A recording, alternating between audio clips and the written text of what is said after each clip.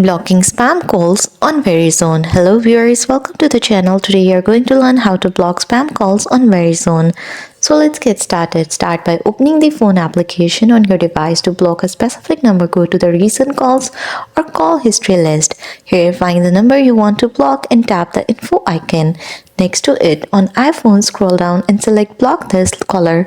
On Android devices, tap block or add to reject list, depending on your phone model. For broader protection against unknown calls, in iPhone, go to your settings. In here, select phone and enable silence unknown callers. This sends calls from numbers not in your contacts directly to voicemail.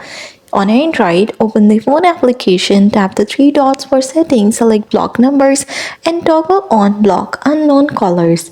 These steps help reduce unwanted calls and keep your phone more secure. Thanks for watching. Don't forget to like and subscribe.